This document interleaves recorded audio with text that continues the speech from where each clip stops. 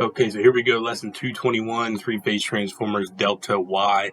This lesson is going to be kind of like the opposite of the previous lesson. Last time we talked about delta, this time we're going to focus on Y. It's kind of similar to series versus parallel, so now we're in three-phase, we're talking about delta versus Y. So you're going to see a lot of similarities and then some opposites, right?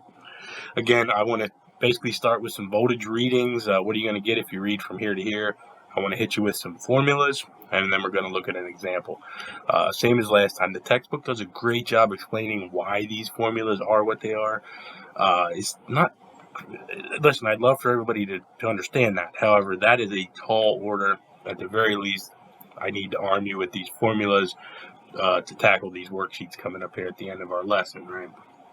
So here we're looking at a Y-connected transformer bank. And again, just like we did last time, let's kind of lay that out in a linear fashion. So the first thing we should notice is they connect all of our X2s. We have a common connection there in the middle. So that's what that's going to look like on this end. Then the next thing, let's take the X1s and let's just drop each of our phase conductors there. So there's our A, our B, our C. And then last but not least, notice we have that neutral in the middle. So it doesn't matter which X2 we would have connected to. That's a common connection, but that's our neutral connection. So you're going to, this is going to be a common system whenever we're working with 120/208, 277/480.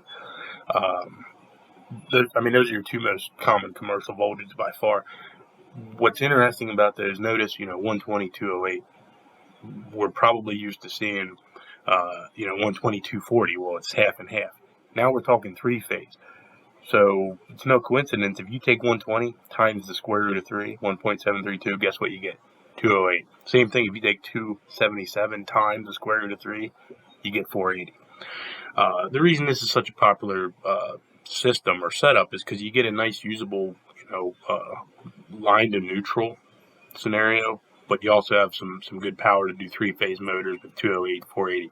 So let's jump in and look at some voltage readings. Again, keep in mind, you're going to have systems 120/208 or 277/480 commonly. So, and I'm just going to refer to 120/208 here in this case. But if I were to take and read between any two of my hots, A to B, A to C, or B to C, I will get 208. Now, if I read from any of my hots to my neutral, A to neutral, B to neutral, C to neutral, I would get 120. If this is a 277/480 system, any of my hots, A to B, A to C, B to C, I get 480. Any hot to neutral, I'm going to see 277, okay? So, again, here's the part where I'm going to throw some formulas at you guys here. Read the book. They do a great job explaining it, but you got to, at the very least, be armed with these formulas to tackle some of these word problems. So power, when it comes to Y, is in this case no different. We're still three-phase power equals the power of any single phase winding times 3. So again, if we drop back, if we find the power of each individual winding, we can add them all up to give us our three-phase power. Okay. Another formula here, single-phase power equals the amperage of the coil times the voltage of the coil. Okay, so if we're just looking at an individual coil, if we know the amperage and the voltage, we can use Ohm's law to find the power for that coil. At that point, it's just a single-phase calculation. There's no square root of 3 involved. And then again, sort of the opposite. This equation is the opposite of this one, right? So I can take, to find the single-phase coil power, I could take the three-phase and divide by 3 because we have 3 coils. Now we're looking at amperage. This is actually the easy one on a Y-connected system. So here we have I coil equals I line. Line voltage equals line amperage equals coil amperage. And if we drop back and look at that, I think that makes sense, So if the amperage going in this wire is going through here, that entire amperage, again, has to go through this coil, right? The amperage going through this B wire, it has no other place to go besides right through that coil. So why shouldn't the line amperage be the same as the coil amperage, right? Now, when we get to voltage, unfortunately, that's where it gets a little complicated on the Y side.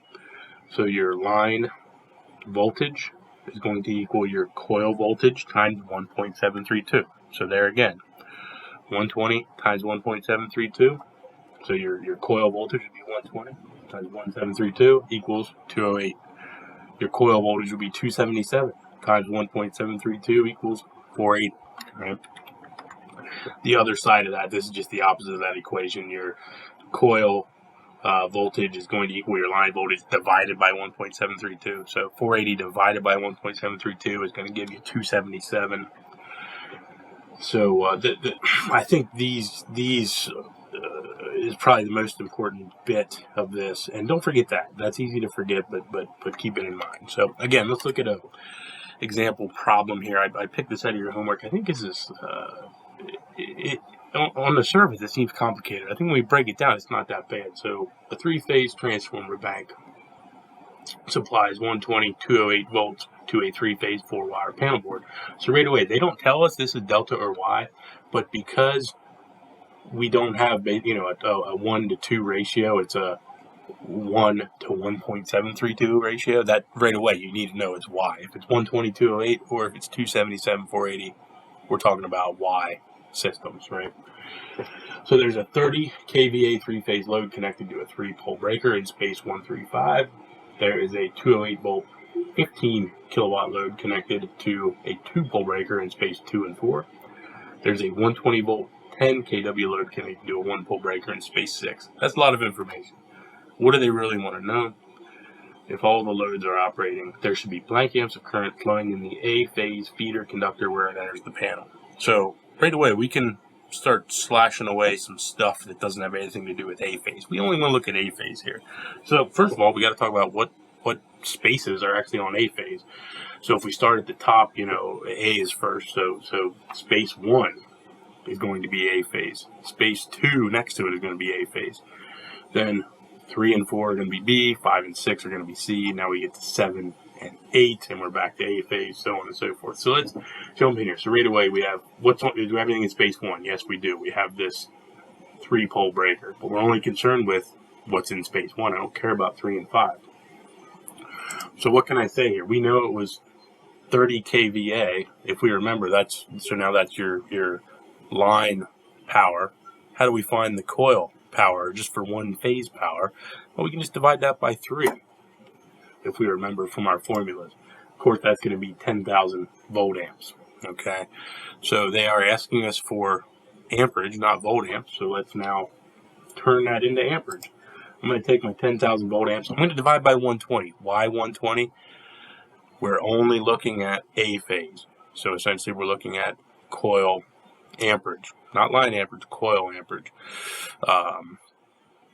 And because this is not 3-phase, we don't need to worry about any square root of 3. We're simply looking at the A phase. It's only one phase, so we can take 10,000 volt amps divided by 120 volts. Tells us 83.33 amps for just this 3-pole load. Okay, so we're good with that. What else is on A phase? Well, we said space number 2 is on A phase as well. So here we see we have this 208 volt 15 kW load connected to a 2-pole breaker in spaces 2 and 4. So space 2, there we go. We got to do something with it. Now this is, I picked this question because this is kind of tricky. Now we're going back to single phase. They got you guys thinking 3-phase and they drop back on us. So this is single phase. We're not going to do anything crazy here. We're going to say rate face value. It's 15,000 volt amps divided by the circuit voltage, which is 208. There's no 3-phase. We're not going to do anything wild here. Simple as that.